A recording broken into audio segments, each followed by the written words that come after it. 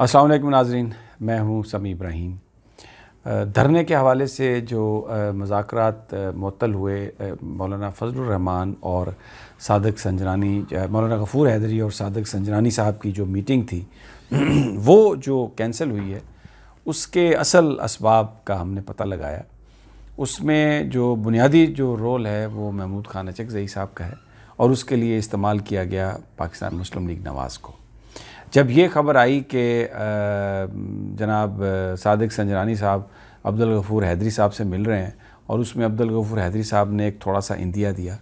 कि हम बातचीत करने के लिए तैयार हैं, तो महमूद खान अचकज़ई ने फ़ौरी तौर पर नवाज़ शरीफ साहब से रब्ता किया। जेल में पैगाम पहुँचवाया गया और फिर एहसन इकबाल साहब से ये बयान दिलवाया गया कि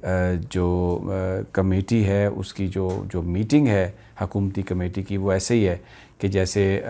बग़ल में छुरी और मुंह में राम राम। और मौलाना साहब पर यह वाज़ेह किया गया कि आप कि कोई भी जो जमात का बंदा है वो अपोजिशन से सलाह मशवरे के बग़ैर गुफ्तगू नहीं कर सकता, जिस पर अब्दुल गफ़ूर हैदरी साहब ने वो मीटिंग कैंसिल की और फ़ौरी तौर पर जो मौलाना फजलुर रहमान ने ये कहा कि मुज़ाकराती जो कमेटी है उसका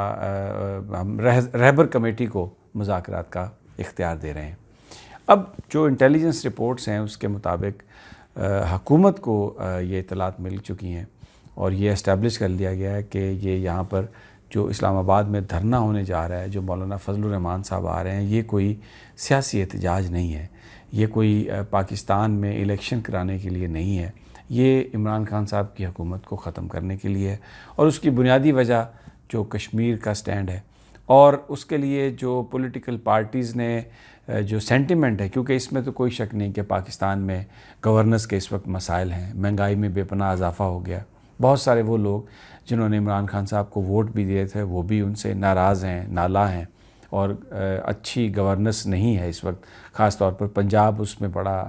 अफेक्टेड है। तो जो लोगों के इस हवाले से जो जज्बात हैं, जिसमें गुस्सा है हुकूमत के बारे में, उन जज्बात को एक्सप्लॉइट करते हुए, उनका एडवांटेज लेते हुए ये जो सारी तहरीक बनाई गई है, उसका मकसद सिर्फ ये है कि इमरान खान की गवर्नमेंट को ख़त्म किया जा सके। क्यों? ये कश्मीर के मसले पर बात हो रही है, ये इस वक्त पाकिस्तान की फ़ौज और पाकिस्तान की जो सिविल क़यादत है वो एक पेज पर है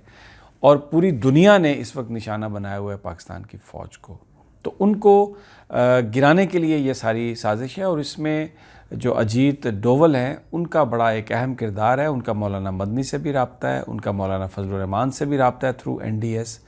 इसलिए ये इतलात मिली हैं कि जो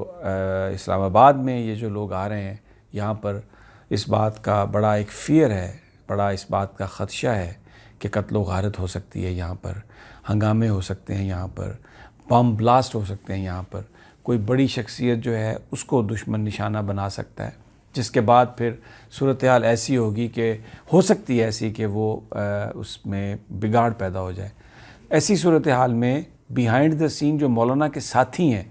उनसे हुकूमती ज़राए का रब्ता है और उनको ये बताया गया है कि ये हमारे पास रिपोर्ट्स हैं, ये हो सकता है। तो बहुत सारे जो मौलाना के करीबी ज़राए हैं उन्होंने गवर्नमेंट को एक ये तजवीज़ दी है कि आप जो मौलाना हैं उनको हाउस अरेस्ट कर लें, उनको गिरफ़्तार कर लें।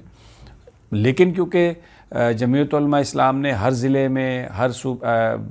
डिवीज़न में कमेटियां बना दी हैं कि अगर गिरफ़्तारी नंबर 1 की होगी तो ये बंदा लीड करेगा, फिर अगर इसको गिरफ़्तार हो गया तो तीसरा बंदा लीड करेगा।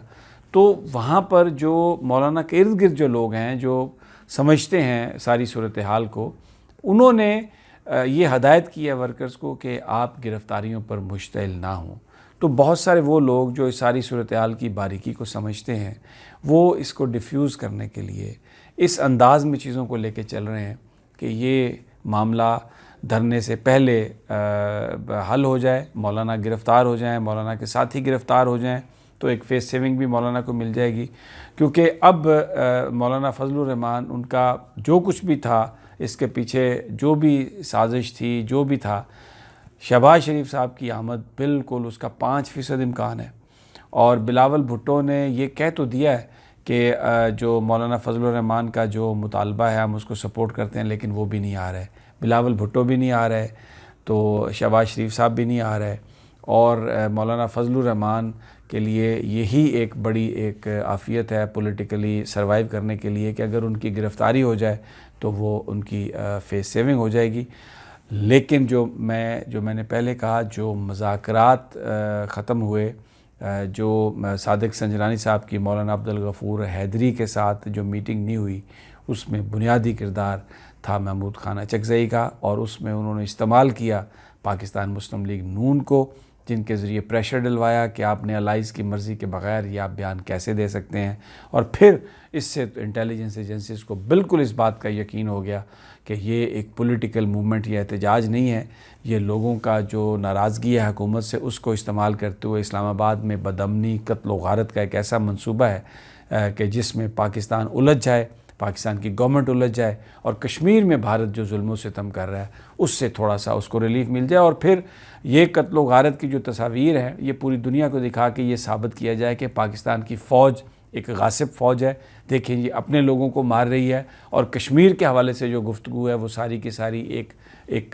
पाकिस्तान फ़ौज की साजिश है। और ये जो पाकिस्तान पर LOC पर जो हमला किया है भारत ने नीलम झेलम पे, और जो फायरिंग की, बमबारी की, और उसके बाद भारतीय फ़ौज ने ये कहा उनके सरबराह ने कि यहाँ पर हमने कैंप्स तबाह किए, ये उसी एक साजिश का हिस्सा है, उसी एक कंस्पिरेसी का हिस्सा है। अब इसको तोड़ने के लिए कल यानी बरोज़ मंगल पाकिस्तान की हुकूमत ने यह फ़ैसला किया ISPR सफ़ीरों को बैरूनी दुनिया के और इंटरनेशनल मीडिया को वो जगह दिखा रहा है कश्मीर पे जहाँ पर भारत ने ये सब कुछ किया। और मैं दोस्तों आपको ये बताऊं कि पाकिस्तान ने भारत से भी कहा है, उनके डिप्टी हाई कमिश्नर से भी ये कहा है कि हम वहाँ पर डिप्लोमेट्स को ले जा रहे हैं, आप भी आ जाएँ, आप उनके साथ हों अगर किसी चीज़ की आप निशानदेही करना चाहें। तो पाकिस्तान की फ़ौज ने भरपूर अंदाज़ में, पाकिस्तान की हुकूमत ने भरपूर अंदाज़ में इस धरने से निपटने का, इस साजिश से निपटने का फ़ैसला कर लिया। जैसे ही कोई चीज़ हमें और इस पे हवाले में जो लेटेस्ट डेवलपमेंट है वो हम आपको अगली वीडियो में फ़ौरी तौर पर आपको उस पर हम अपलोड कर देंगे।